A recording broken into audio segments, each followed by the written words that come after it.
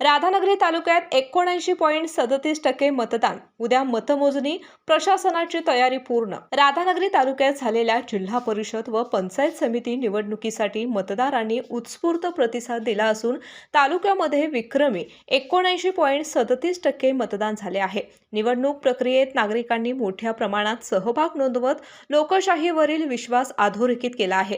या निवडणुकीमध्ये एकूण 1,38,341 मतदारांनी आपला मतदानाचा हक्क बजावलाय.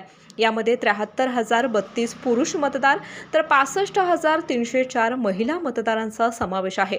महिला मतदारांचा लक्षणीय सहभाग ही यंदाच्या निवडणुकीची ठळक बाब ठरली आहे. दरम्यान येत्या सोमवारी होणाऱ्या मतमोजणीकडे सर्वांचे लक्ष लागून राहिले आहे.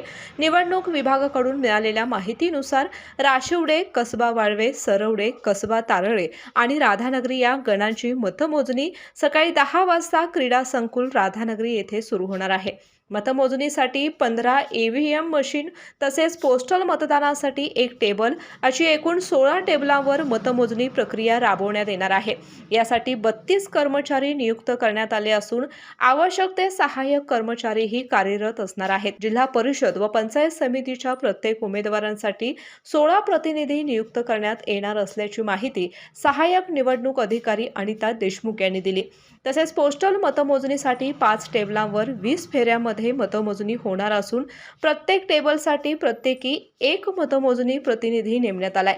मतमोजणी प्रक्रिया सुरळीत पार पाडण्यासाठी सर्व प्रतिनिधींनी वेळेवर उपस्थित राहावे असे आवाहन निवडणूक विभागाच्या वतीने करण्यात आले आहे.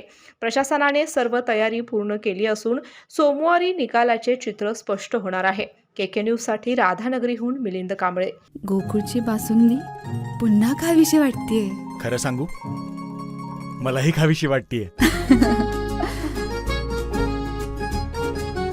पुन्हा पुन्हा खावीशी वाटणारी गोकुळ बासुंदी.